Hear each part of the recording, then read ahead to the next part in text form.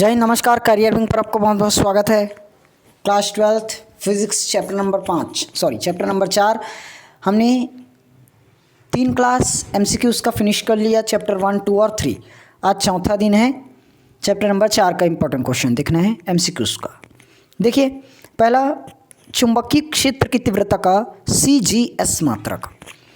चुंबकीय क्षेत्र की तीव्रता का CGS मात्रक। देखो, SI मात्रक हमने कई बार किया है, इस बार पूछ दिया CGS। CGS मात्रक आपका हो जाएगा गॉस या ऑर्स्टेड। ठीक। चुंबकीय फ्लक्स का SI मात्रक, चुंबकीय फ्लक्स का SI मात्रक, तो ये आपका हो जाएगा वेबर। गतिमान आवेश उत्पन्न करता है, गतिमान आवेश उत्पन्न करता है, तो आपका विद्युत क्षेत्र और चुंबकीय क्षेत्र दोनों उत्पन्न करता है। चौथा, R त्रिज्या तथा N फेरों वाली एक वृत्ताकार कुंडली जिसमें I धारा प्रवाहित होती है, तो उसके केंद्र पर जो चुंबकीय क्षेत्र की तीव्रता निकलती है, केंद्र पर चुंबकीय क्षेत्र की तीव्रता, तो वो आपका हो जाएगा 2μ0NI/R। ठीक, ये आपका ये बनता है ना 4π/4π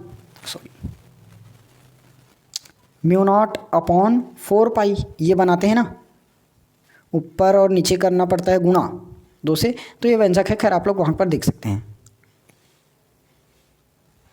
1 मिनट, लेकिन यहाँ पर मैं कौन सा नंबर बताया? C। अभी व्यंजक बताया। 1 मिनट। देखो, ये आपका होता है μ0/4π2I/R, ये निकलता है। तो उसके अनुसार आपका ऑप्शन नंबर A सही होगा ना, C गलत, C नहीं होगा। ऑप्शन नंबर A आपका सही होगा। देखो, सिर्फ मैंने 2 से 2 को काटा तो ऊपर नीचे गुणा करना पड़ता है, ये चीज़ निकलता है। वहाँ पर खैर पाई नहीं रहता, हम सिर्फ सॉल्व करने के लिए ये चीज़ करते हैं, μ0 का मान निकालना रहता है इसलिए। ठीक, चलिए, यहाँ पर उतना ज़्यादा ध्यान नहीं देंगे। A नंबर आपका आंसर नहीं हो जाएगा, ये मैंने निकल्स में निकलवा रखा है। μ0I/2R, μ0I/2R, ये सिंपल जो व्यंजक बता रहा था वो इससे थोड़ा सा अलग है ना, एक प्रकार से और निकलेगा। देखो, N फेरे प्रति, ये आप लोग खुद से पढ़ेंगे, ये भी उसी का है, ये भी उसी का है। ये आपका आंसर हो जाएगा सेकंड नंबर, μ0NI/2। विद्युत धारा के चुंबकीय प्रभाव की खोज, विद्युत धारा के चुंबकीय प्रभाव की खोज, इसका आपका किया था प्रयोग ऑर्स्टेड ने। उसके बाद, जब कोई आवेशित कण एक समान चुंबकीय क्षेत्र में प्रवेश करता है, जब कोई आवेशित कण एक समान चुंबकीय क्षेत्र में प्रवेश करता है, तो इसकी गतिज ऊर्जा अचर रहती है, बढ़ती है, शून्य हो जाती है, घटती है, तो ये अचर रहेगी। उसके बाद, L लंबाई के, ये आप लोग पढ़ना, व्यंजक है, व्यंजक वाला देख लेना अपने हिसाब से। एक चल कुंडली धारा मापी में I धारा प्रवाहित करने पर विक्षेप होता है। देखो, ये जानते हैं, जो विक्षेप है धारा के अनुक्रमानुपात, जितना धारा प्रवाहित करते हैं उतना ही अधिक विक्षेप होगा, या इसको I प्रोपोर्शनल फाई बोल सकते हैं। जितना हम धारा प्रवाहित करते हैं उतना ही अधिक विक्षेप होता है, I प्रोपोर्शनल में आ जाएगा आपका फाई। ओके। 10वां, आदर्श वोल्ट मीटर का प्रतिरोध। आदर्श वोल्ट मीटर का प्रतिरोध आपका अमीटर होगा और अमीटर का 0 होगा। ठीक, चलिए, ये रहा आपका आंसर। मिला लेना, एक आध गलत हो गया होगा तो सही कर लेना। आगे बढ़ते हैं। धारावाही परिनालिका, धारावाही परिनालिका खाली स्थान की तरह व्यवहार, तो धारावाही परिनालिका आपका दंड चुंबक की तरह व्यवहार करेगा। दंड चुंबक, ये हमने व्यंजक में पढ़ा है। धारावाही परिनालिका के कारण चुंबकीय क्षेत्र की तीव्रता, एम्पियर के परिपथी नियम का अनुप्रयोग। धारा के चुंबकीय प्रभाव की खोज अभी बताया, ऑर्स्टेड ने की।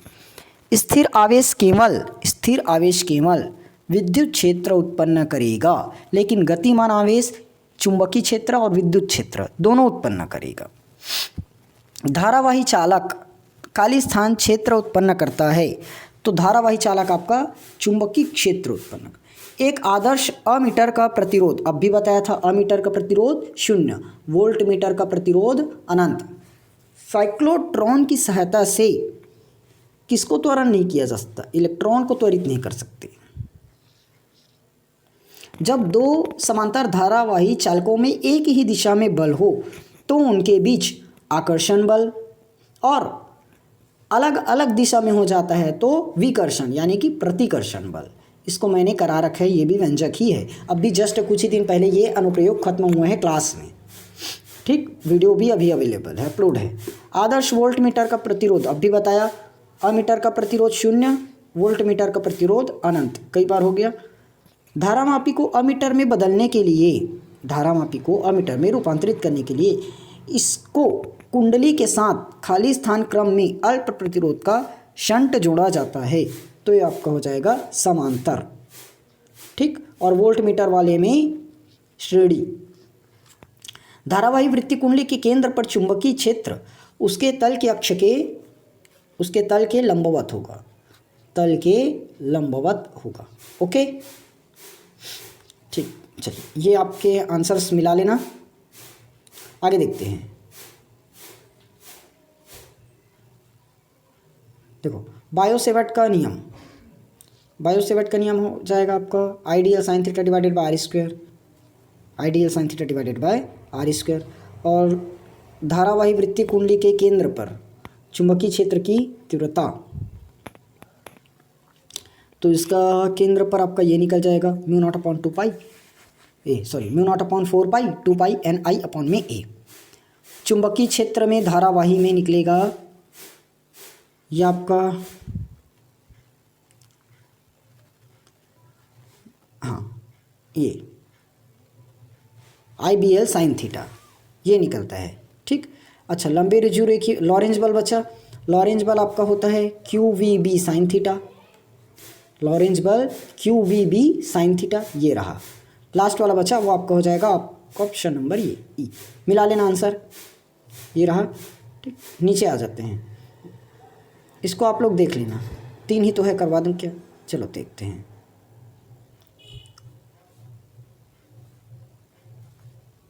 देख धारावाही परिनालिका के केंद्र पर चुंबकीय क्षेत्र की तीव्रता, केंद्र पर μ0 NI आ जाएगा, परिनालिका के कारण चुंबकीय क्षेत्र μ0 NI, ठीक। उसके बाद धारावाही परिनालिका के सिरे पर चुंबकीय क्षेत्र की तीव्रता, धारावाही परिनालिका के सिरे, इसका कहाँ है? ये तो कोई नहीं है, इसका तो कोई नहीं है। परिनालिका वाला तो ठीक बताए, इसका आधा कहाँ है? 1 मिनट भाई, ये अधूरा है। ओ सॉरी नीचे में और है, ये आपके आंसर से मिला लेना। ओके चलिए बस आज की क्लास में इतना ही। मैं चैप्टर नंबर 4 इतना में ही स्टॉप करता हूँ ना, क्योंकि इसमें ज़्यादा है नहीं MCQs वाला। और त्रैमासिक पेपर का आप लोग को इंपॉर्टेंट क्वेश्चन बहुत जल्द मिल जाएगा, चैनल को सब्सक्राइब करके ज़रूर रखना, ठीक। चलिए मिलेंगे अपन कल चैप्टर नंबर 5 के MCQs के साथ, तब तक इन क्वेश्चंस को आप लोग प्रैक्टिस करके रख लीजिए।